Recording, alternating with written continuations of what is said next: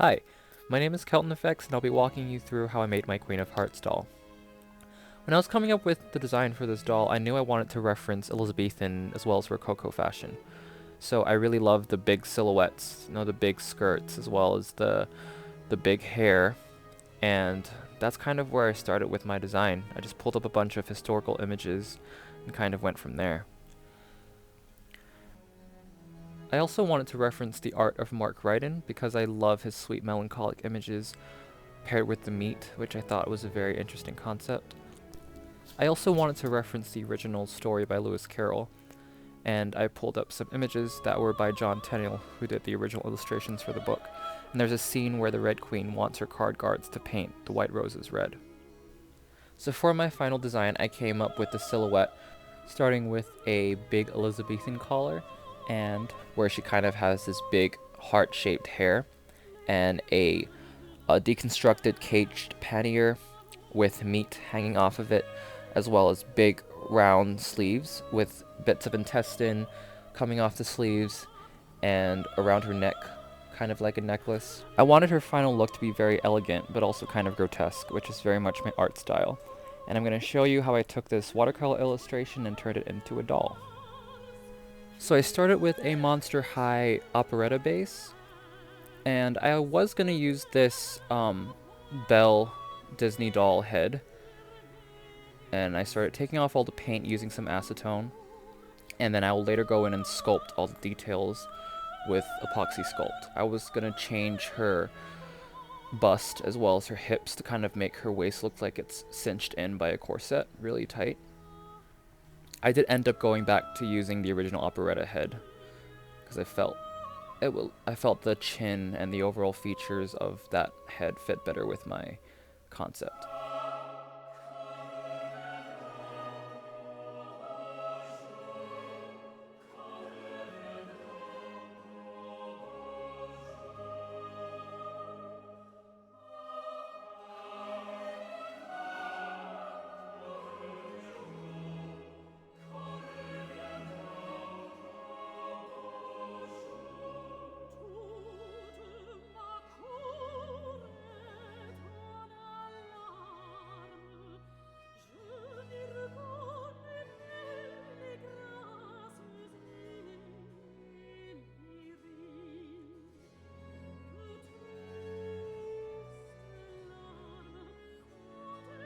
Then once I was done with the body, I started cutting out some Wonderflex, which is a thermoplastic, and put together the cage skirt. So here I went back to the original operetta head, and I filled in the sides with epoxy sculpt. And I airbrushed the body and sealed all of that before blushing it with some chalk pastels.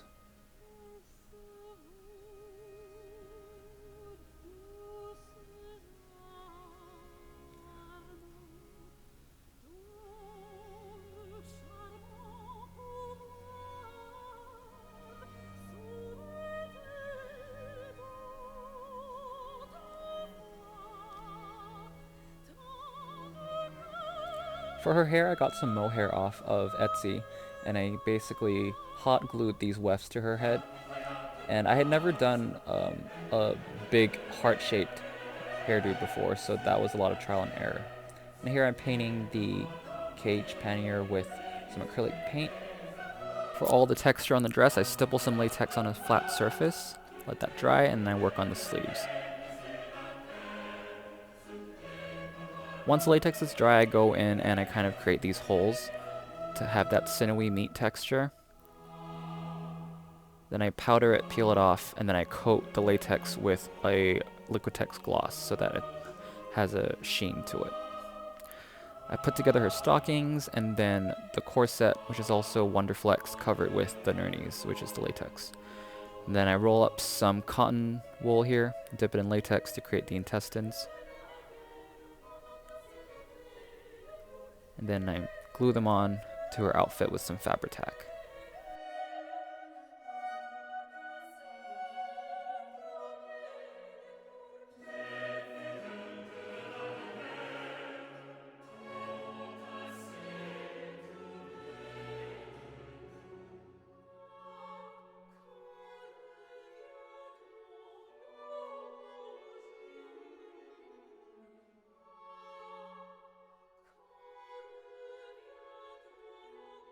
Back to styling her hair. So I brush all of her hair out using a pet brush, and then I go in with some got-to-be glue just to kind of keep it shape and divide the hair into two. And then I wrap the rest of the hair around it and hairspray all that down.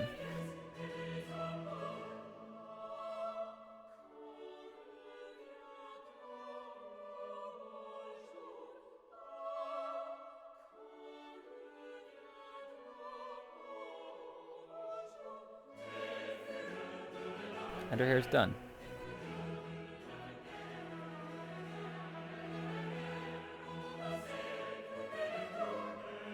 I wanted to create little curls in the front of her hair, so I just got 2 loose wefts, heated them up with a metal chopstick that I put over a open flame, and then I glued them on with Fabri-Tac.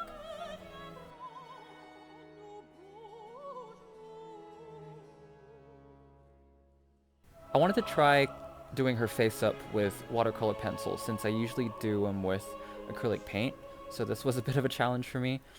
But I think it came out pretty good. I used a mix of chalk pastels and eyeshadows for her makeup.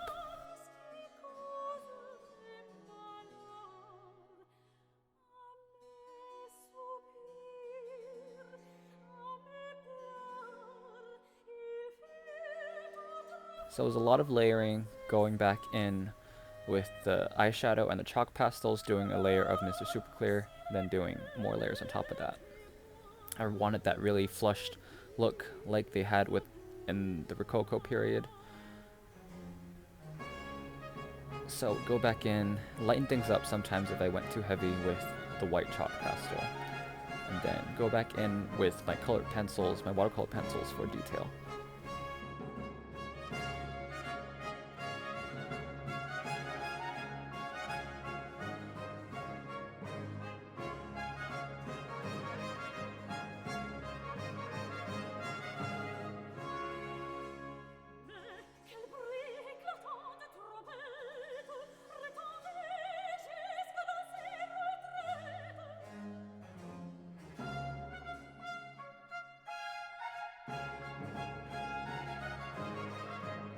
I like to start light and then go in darker, so that way it's easier to build up the color. Because if I mess up, then I don't have to worry too much, because I can always cover over that with a darker color.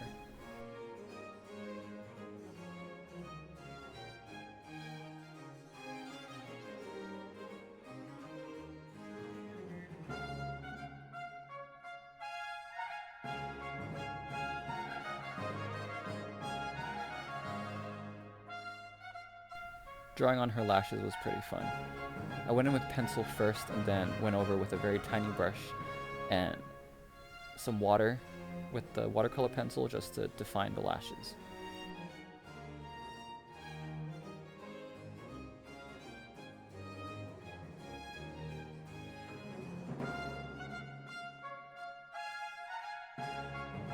I went in with some white acrylic paint for the catch lights just to make her eyes pop a little bit more.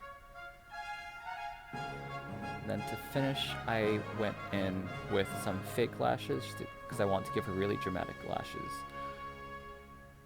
And then some gloss for her eyes and her lips, as well as the hearts above her eyebrows. Or like, the hearts are her eyebrows. That's her finished face up. And so for her skirt, I went in with some air dry foam clay. And this was a bit of a process because I had to sculpt it to look like the meat was layered on top of one another. And basically went in, created the different layers, added some more detail, and then let that dry on top of the cage.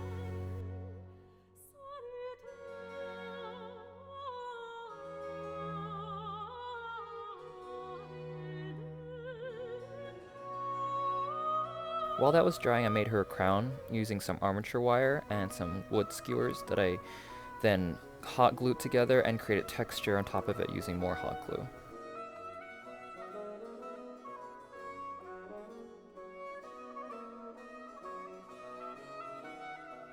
I also created the webbing using hot glue, which was a nice little texture detail, I think.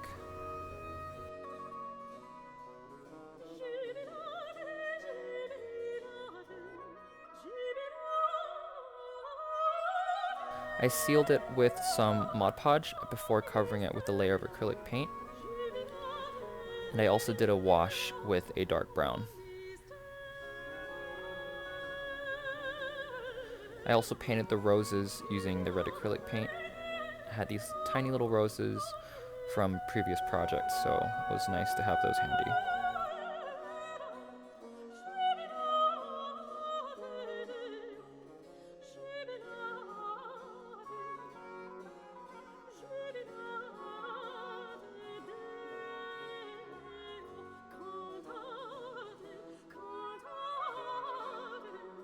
For her collar, I made it out of some lace that I flat ironed to create the shape, and then I glued on a bunch of rhinestones for extra detail. Ignore my cat eating in the background, but here I glued on all the roses onto her hair using Fabri-Tac. Next, I glued some little jump rings onto some ribbon,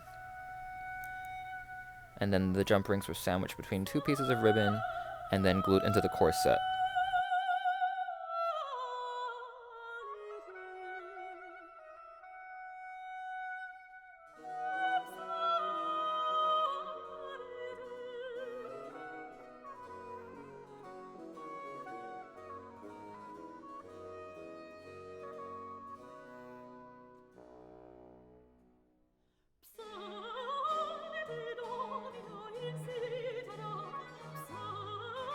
And here's her finished necklace, and I'm putting her corset on, finally. And then I lace up the back.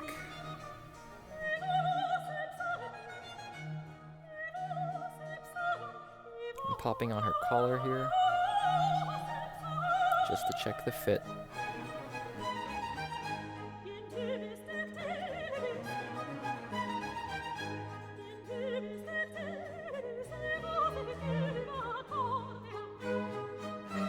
That's the finished corset. I also made her some underwear from some stocking I had lying around that I painted red. Here I'm painting the shoes that were sprayed with Mr. Super Clear before being covered with a layer of red acrylic paint. I believe these are Lizzie Hart shoes from Ever After High, I'm not sure. And then going back to the skirt, which I sealed with a layer of Mod Podge I paint with red acrylic paint. And here's a finished hair after I put in a bunch of rhinestones.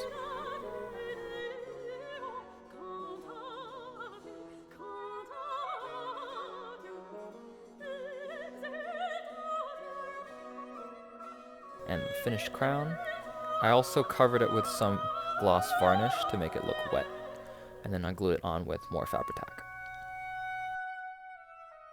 I also decided to give her a scepter, which I made out of a wooden skewer and armature wire, and I sculpted a heart out of foam clay that I then covered with hot glue and set aside. Her nails were done using UV resin with a resin tint, and then here I'm painting the shoes, just painting in the gold detailing, and I put on some red rhinestones too.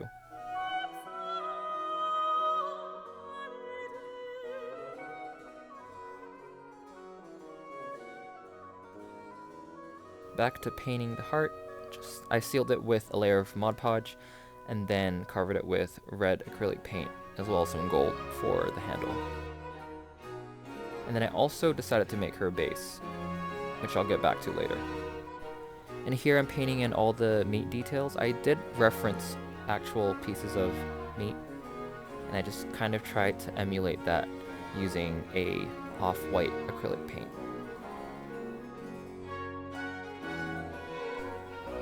This was probably my favorite part of painting this piece besides her face-up.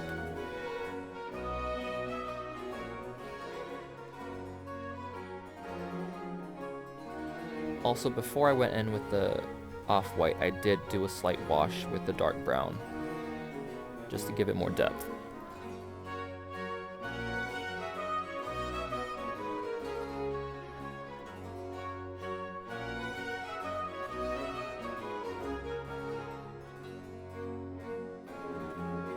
And after all the pieces are painted, I coat them with a layer of Liquitex gloss,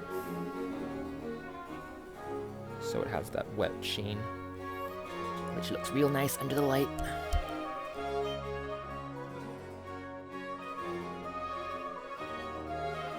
I also added some rhinestones for bling, and I'm recurling her hair with a heated metal chopstick.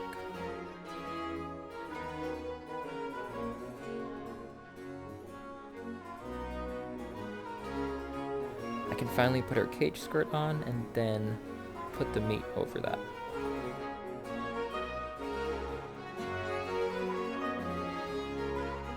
I then used some barge to glue that down onto the caged pannier.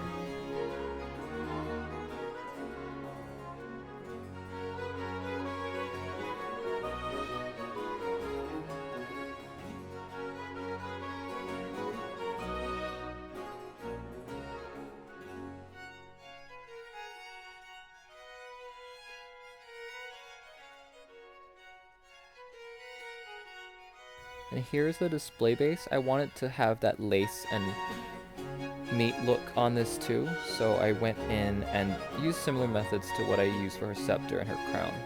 Added some cards to it, as well as the roses. And here's the final doll. I hope you like how she turned out. I'm really happy with her. I think she looks elegant and beautiful and grotesque at the same time. I also added some UV resin to create kind of like a dripping effect on some of the roses as well as the meat.